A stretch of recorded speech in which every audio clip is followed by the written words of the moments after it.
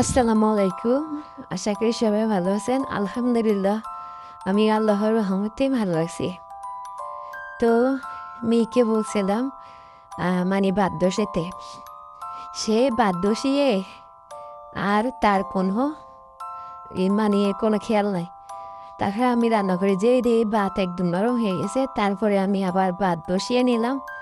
তারপরে এদিক দিয়ে রান্না করার তেল মানে একদমই শেষ। তো ভাবলাম একটু সোফার শপে যাবো।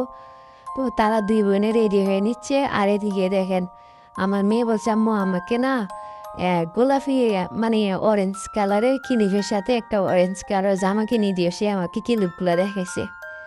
আর এদিক দিয়ে আমি ঘরটা ঝাড়ু দিয়ে নিচ্ছি। আর ভাতটা একবার বসাইছিল, মেয়ে খেয়াল নাই। তারপরে আমি আবার ভাত বসিয়ে নিলাম। তো এদিক দিয়ে মানে বাসার সামনে একদম বারান্দাটা একদম ভালো করে জুতাগুলো নেড়ে একদম যে সালাদা দিচ্ছি ঘরের সামনে, রুমের সামনে যে সালাদা রেখেছি জুতা রাখার জন্য এটা একটু ভালো করে ঝাড়ু দিয়ে নেব। ঝাড়া দিয়ে ভালো করে বালুগুলো ফালাই দিচ্ছি। আর আমি মূলত আমার নিজের কাজ নিজে করতে ভালোবাসি। আর আমার তো এমনি ডাক্তারে বলছে মানে হাঁটা চলা করতে, তো এদিক দিয়ে আমার হাঁটা চলা, তারপর আমার কাজ সম্পূর্ণ হয়। আরেক দিয়ে আমি নিরাপদ মনে করে নিজেকে। কারণ আমি বাসায় তিনটা বাচ্চা নিয়ে থাকি। তো দেখা যাচ্ছে যে আমি একটা কাজের লোক আনবো। কাজের লোকের মনের ভিতরে কি সেটাকে আমি জানবো। হয়তো আমি একটু দোকানে গেলাম, বাজারে গেলাম বা একটু ইয়ে করলাম, তারপরে একটা বাসায় এমন ধরো কেউ আছে, তারপরে মানে আমি চলে গেলে বাসাটা তো কাজের মেয়ের হবে, তাই না? সে যা ইচ্ছা তাই করবে। তখন এখনকার বাচ্চারা মানে অনেক মায়ের আছে বাচ্চাদেরকে কাজের লোকেরা হাতে দিয়ে তারা জবে যায়। আসলে কতটুকু নিরাপদ বলেন তো? আর এমনিতে তো আমি একা বাসা থাকি, তো ভাবলাম আমার এরারও রিক্স কি, আমার মানে সবসময় ওদের একটা নজরে থাকবে, যত যাই বলে সংসারের উপর একটা নজরে থাকবে। তো এত ফেরানোর দরকার কি? হাজবেন্ড যেতে বাইরে, আমাদের তো ফেরানোর দরকার নেই। যতটুকু হারি ততটুকু কাজ করবো, এটা তো নিজের কাজ। আমাদের এমন না যে করতে হবে। আমি শুধু মানে আমার নিজের ভালো লাগা থেকেই করি। তাই তো মানে ঘর একদম পরিষ্কার করা শেষ। ওই দিক দিয়ে মুরগিগুলোকেও খাবার দিলাম।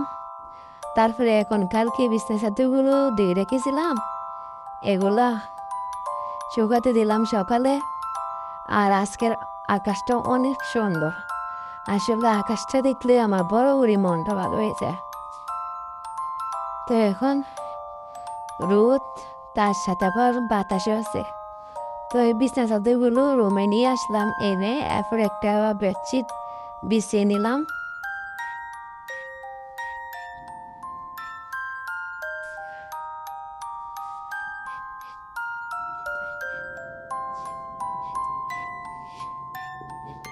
আর এদিক দিয়ে রান্নাঘরে দেখি কি অবস্থা। এই দেখেন রান্নাঘরটা একদম ক্লিন করে নিয়েছি। আর এদিক দিয়ে মোটামুটি রান্নাও শেষ। আর কোথাও গেলে যদি ঘরের কাজ সম্পূর্ণ করে রাখা যায়, তারপরে দেখা যাইতেছে কোথাও থেকে আসলে মানে কাজে মন বসে না, শরীরটা মনে হয় ক্লান্ত হয়ে যায়। তো তখন এলোমেলো ঘর থেকে আমার কাছে অনেক খারাপ লাগে। এই জন্য ঘর গুছিয়ে গেলে, কোথা থেকে আসলে ঘর পরিপাটি দেখলে মানে এমনিতে ভালো লাগে। তো এই দিক দিয়ে এখানে রুমটা গুছিয়ে নিয়েছি। আর বাইরের জানলাটা খুলে বাইরের ওয়েদারটা দেখি, সবসময় আমি এই ভিউটা দেখি। আসলে জানলা খুলে এইসব ভিউ না দেখলে আমার ভালো লাগে না। তো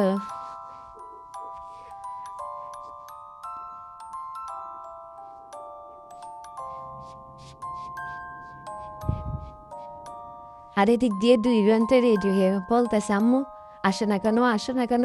এদিক দিয়ে ডাইনিং রুমটাও গুছিয়ে নিয়েছি, সম্পূর্ণ পুরোটা ফ্ল্যাট একদম মানে কোনা কানি যা আছে সব একদম পরিষ্কার করে নিয়েছি। তারপরে তো চলে আসলাম সোফার শপে। আজকে আমি আসছি মূলত মানে এই যে সরিষার তেলের ক্যান নেওয়ার জন্য। তো বাচ্চারাও বলছে আম্মু আমরাও যাবো, আমাদের বাসায় ভালো লাগে না। তো আমি কই আসার সমস্যা কি, তো এই তো বড় মেয়ে কি লাগবে ঘরে প্রয়োজনীয় সেগুলো নিতেছে।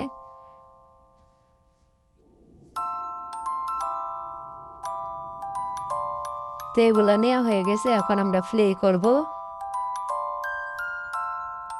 আমাদের কেনাকাটা শেষ, আমরা সুপার শপ থেকে বের হয়ে গেলাম।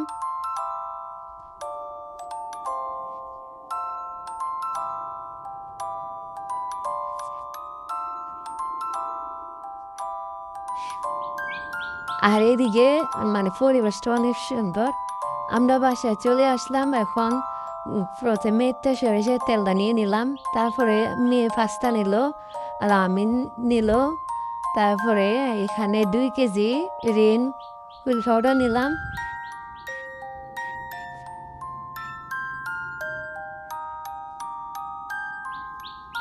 তারপরে এদিক দিয়ে টিস্যু নিলাম।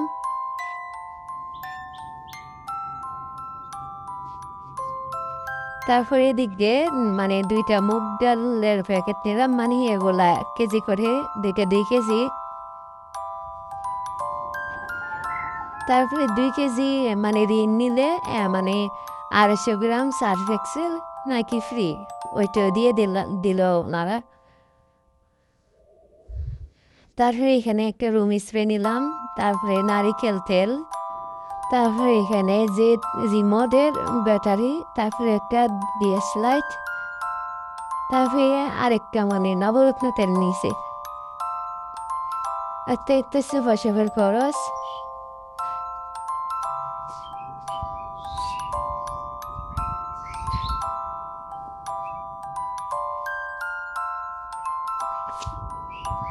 সুপার শপের সদাই জাতি এগুলা আমি মূলত গেছিলাম সরিষার তেলের জন্য। তারপরে মেয়ে এগুলা নিয়ে নিল, আসলে মেয়েকে নিতে ভালো হয়েছে।